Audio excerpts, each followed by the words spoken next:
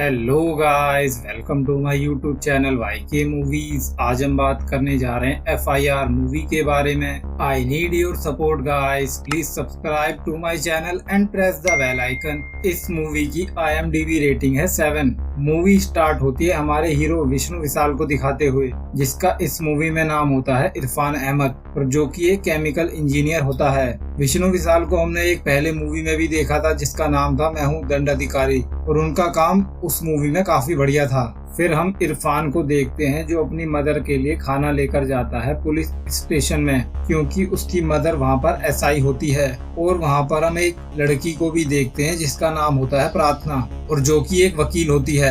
Irfan chemical line में ही कोई job ढूंढ रहा होता है, पर उसे जॉब नहीं मिलती है, इसीलिए वो पार्ट टाइम कहीं पर जॉब कर रहा होता है जो कि परफ्यूम की कंपनी होती है। फिर इरफान अपनी मदर को चेकअप करवाने के लिए ले जाता है, जहाँ पर उसे पता चलता है कि उसकी मदर को डायबिटीज और हाई BP की प्रॉब्लम है। फिर हम वहाँ पर एक NIA के आदमी को देखते हैं जिसका नाम होता है गुना शेखर, और जो कि एक आतंकवादी से मिलने के लिए आया होता है जिसका नाम होता है मकबूल। वो उस आतंकवादी से एक जानकारी लेने के लिए आया होता है अबू बकर अब्दुल्ला के बारे में। मकबूल उसे एक हिंट देकर जाता है और वो कहता है कि पुनर्जन्म के साथ साथ रावण के 8 सरों की होगी शादी। गुना शेखर को कुछ समझ नहीं आता है, क्योंकि अबू बकर अब्दुल्ला की ही न्यूज चल रही होती है आजकल, क्योंकि वो एक बहुत बड़ा आतंकवादी होता है। फिर हम डॉक्टर जाजी को देखते हैं जो कि कुरान की आयतों के बारे में न्यूज चैनलों के माध्यम से बताते हैं सबको।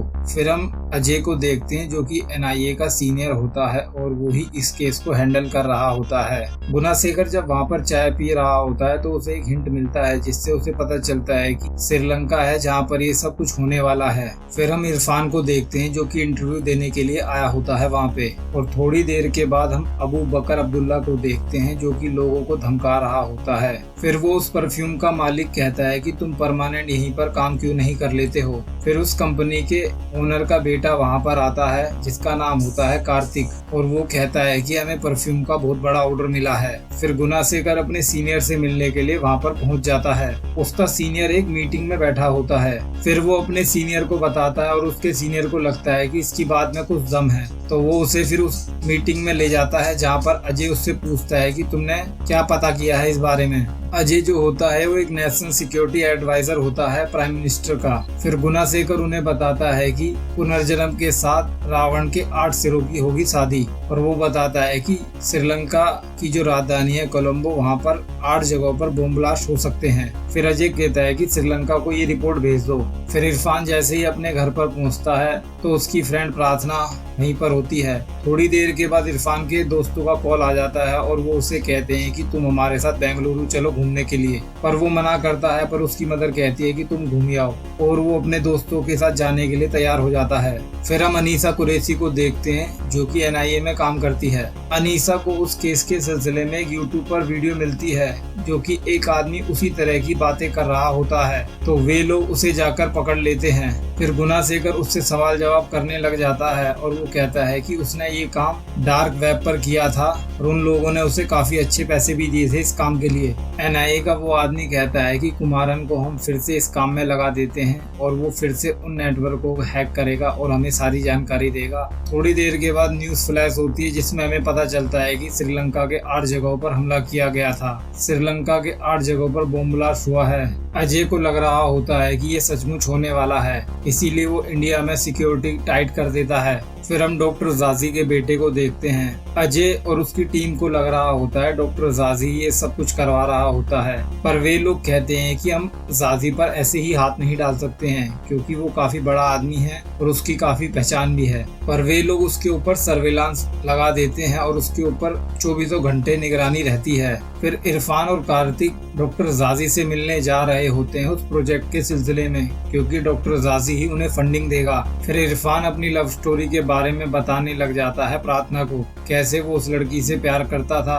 वो लड़की से प्यार नहीं करता था, एक्चुअली वो लड़की उससे प्यार करती थी जिसका नाम अर्चना होता है। जब वो IIT में पढ़ रहा होता है और अपनी केमिकल इंजीनियरिंग पूरी कर रहा होता है तो वहाँ पर एक लड़की आती है जिसका नाम होता है अर्चना, और कुछ दिनों के बाद इरफान उससे प्यार करने लग जाता है, पर थोड़े टाइम के बाद वो उससे ब्रेकअप कर चली जाती है वहाँ से। फिर वे दोनों डॉक्टर जाजी से मिलते हैं जो उनकी फंडिंग करेगा इस प्रोजेक्ट में, और इरफान कहता है कि जो भी केमिकल हमें चाहिए उसको मैं ही लेने जाऊंगा। और वे लोग डॉक्टर जाजी पर सर्वेलांस कर रहे होते हैं। थोड़ी देर के बाद हम एक और केमिकल इंजीनियर को देखते हैं जिसने केमिकल में PhD कर रखी होती है।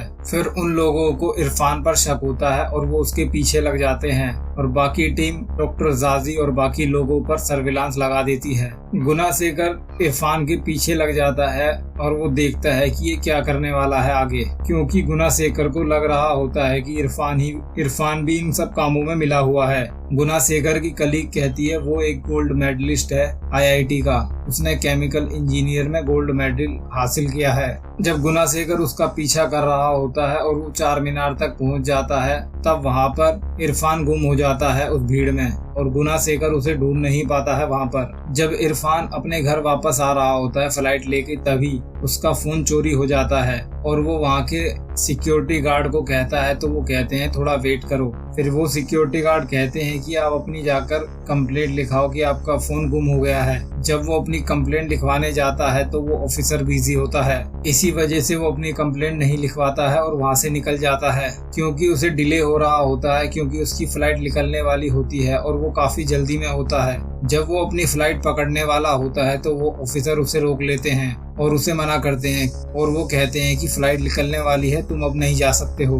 वो कहता है कि तुम्हारी हमें फिर से चेकिंग करनी पड़ेगी। तो वो जोश में कह देता है कि मेरे पास क्या बॉम्ब है जो तुम मेरी चेकिंग बार बार करोगे। ये बात सुनकर ऑफिसर उस पर भड़क जाते हैं और उसे अरेस्ट कर लेते हैं वहाँ पर। फिर वहाँ पर NIA का एजेंट आ जाता है जिसका नाम होता है दिनेश, और वो उसे शक की नजरों से देख रहा होता है क्योंकि उसका नाम होता है इरफान अहमद और उसे लगता है कि ये मुस्लिम है और इसी ने ये सब किया होगा, क्योंकि वो एक आतंकवादी लग रहा होता है दिनेश को। दिनेश उसे काफी शक की नजरों से देख रहा होता है और वो उससे पूछता है कि तुम रिलीजियस हो क्या, पर इरफान कुछ भी कहने से मना कर देता है इस बारे में और वो कहता है हाँ मैं रिलीजियस हूँ। इरफान उन्हें समझाता है कि उसके मुंह से गलती से निकल गया था कि उसके पास बॉम्ब है, पर वो एक केमिकल इंजीनियर है और इससे ज्यादा वो कुछ भी नहीं है। थोड़ी देर के बाद दिनेश के पास एक कॉल आता है जिसमें उसका सीनियर उसे कहता है कि तुम इरफान को छोड़ दो, हमने उस पर अपना सर्वेलेंस लगा रखा है। फिर ये सारी खबर अजय तक पहुंच जाती है। इरफान के फ्रेंड उसे घर ले जा रहे होते हैं तो इरफान उन्हें सारा कुछ बताता है जो उसके साथ एयरपोर्ट पे हुआ था और वो कहता है कि ये अगर तेरे साथ हुआ होता तो वो तुझे नहीं कुछ भी कहते।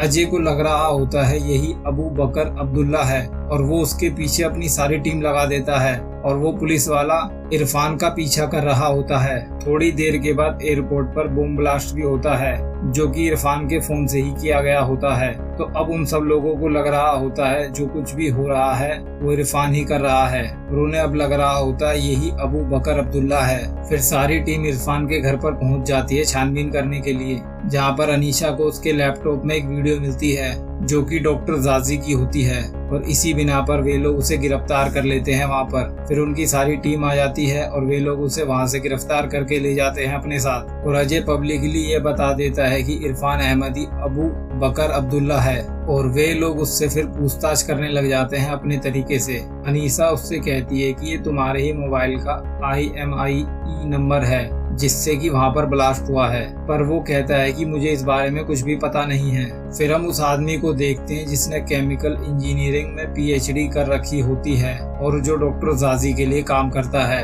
वो लड़की आकर उसे मारकर चली जाती है वहां से। वे सब लोग अपने तरीके से उससे पूछताछ कर रहे होते हैं, पर इरफान कहता है कि उसने कुछ नहीं किया है, उसे फंसाया जा रहा है इस केस में। फिर दिनेश उससे पूछता है कि तुम्हें बम बनाना आता है या नहीं। इरफान कहता है जब वो IIT का स्टूडेंट था तो उसे वहाँ पर सिखाया गया था, उसे पता है कि बम कैसे बनाया जाता है। इस बिना पर दिनेश को लगता है कि इसी ने बम ब्लास्ट किया है श्रीलंका और इंडिया दोनों में। फिर वे लोग उसे बुरी तरीके से टॉर्चर करते हैं और काफी बुरी तरीके से मारते हैं वहाँ पर। परफ्यूम फैक्ट्री के ओनर को भी ये बात पता चल जाती है और वो अपने बेटे को कहता है कि तुम्हारा नाम भी सस्पेक्ट वाले लोगों में है। फिर वे पुलिस वाले उसकी माँ जो कि SI होती है उसे भी जॉब से निकाल देते हैं और फिर वे लोग एक एक करके सब सस्पेक्ट से पूछताछ करने लग जाते हैं। पर प्रार्थना कहती है कि वो इस केस को लड़ेगी और इसे जीतेगी भी। फिर हम उस यूट्यूबर को देखते हैं जिसने वो नेटवर्क क्रिएट किया था और वो उसे ढूंढने की तलाश में होता है फिर से।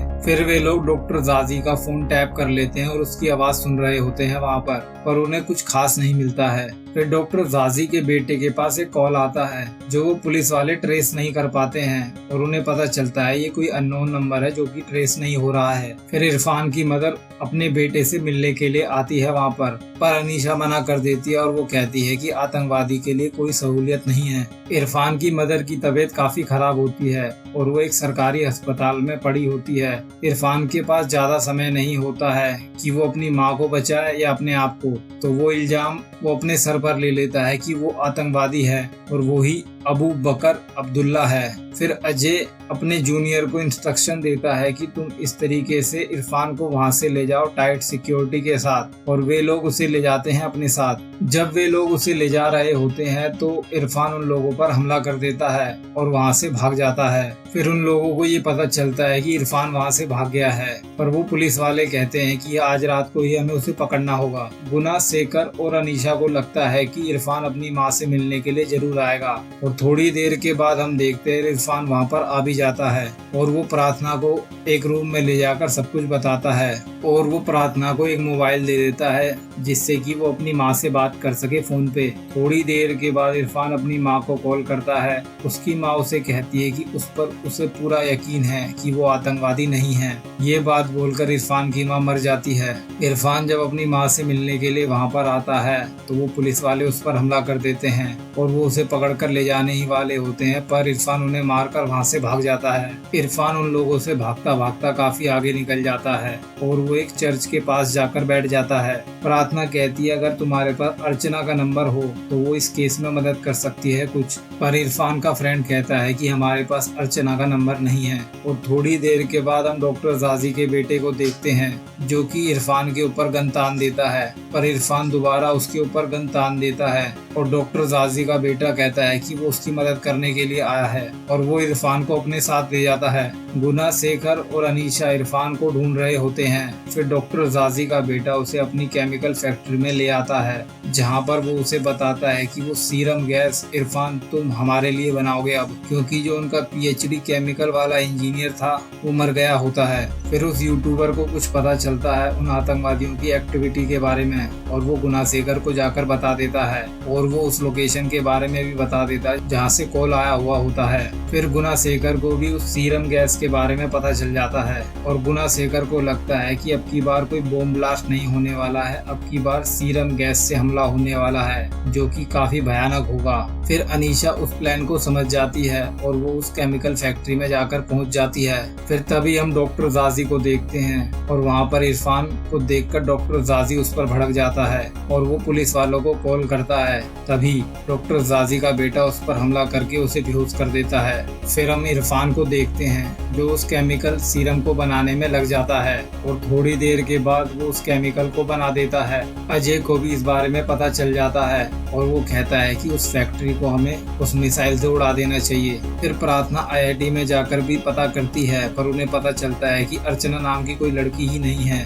फिर इरफान वो केमिकल बना देता है जिसका ट्रायल वे डॉक्टर जाजी पर करते हैं और थोड़ी देर के प्रयोग के बाद डॉक्टर जाजी मर जाता है वहाँ पर। अजय ये सारी बातें प्राइम मिनिस्टर को बता रहा होता है। अगर वो सीरम गैस बाहर छोड़ दी गई तो वो काफी हानिकारक होगी और उससे काफी ज्यादा लोगों को नुकसान होगा और काफी ज्यादा लोग मारे जाएंगे। ये एक बॉम्ब ब्लास्ट से भी खतरनाक चीज है। फिर तभी वहाँ पर अनीशा आ जाती है जिसे लगता है कि अबू बकर अब्दुल्ला डॉक्टर जाजी का बेटा होता है, पर तभी वहाँ पर हम कार्तिक को देखते हैं जो कि असली अबू बकर अब्दुल्ला होता है और वो ही अनीशा को मार देता है वहाँ पर। फिर कार्तिक उन लोगों को बताता है कि वो कैसे अबू बकर अब्दुल्ला बना। जब वो विदेश गया था तो वहाँ पर हिंदुओं को कोई जानता नहीं था और उनके साथ काफी भेदभाव होता था, इसी वजह से वो वहाँ पर मुसलमान बन गया और वो आईएसआई के संपर्क में आ गया और 2013 के बाद से वो इंडिया में छोटे बड़े सारे अटैक करने वाला वही था।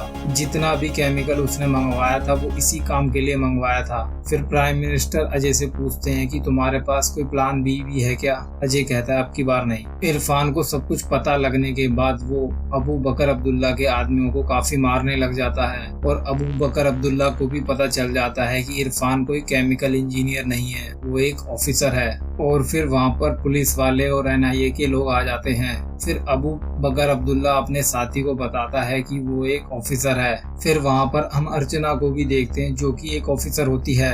फिर उन लोगों की काफी तगड़ी फाइट शुरू हो जाती है वहाँ पर। फिर इरफान अबू बकर अब्दुल्ला को मारता है काफी बुरी तरीके से, पर थोड़ी देर के बाद अबू बकर अब्दुल्ला उस सीरम गैस को रिलीज करना शुरू कर देता है वहाँ से। वो मिसाइल भी आ रही होती है वहाँ पर उस फैक्ट्री को तबाह करने के लिए। वो गैस वहाँ से रिलीज होने लग जाती है, पर इरफान उसको एक्सेस करने की कोशिश करता है पर हर बार डिनाई दिखाता है और उसकी वजह से और थोड़ी देर के बाद हम देखते हैं कि लोग मर रहे होते हैं। फिर इरफान वहाँ से वो वायर ही काट देता है और थोड़ी देर के बाद वहाँ पर ब्लास्ट होता है जिसमें इरफान भी मारा जाता है। फिर हमें पता चलता है अजय ने एक प्लान बनाया था, प्लान के तहत ही उसने अबू बकर अब्दुल्ला को पकड़ा और उसे बाद में मार डाला। अर्चना, प्रार्थना, जितने भी इस मूवी के किरदार थे सब इस मिशन में शामिल थे। इस केमिकल इंजीनियर को मारा गया था वो अर्चना ने ही मारा था, क्योंकि उसके मरने के बाद ही इरफान को वे लोग अपनी मिशन में ले सकते थे।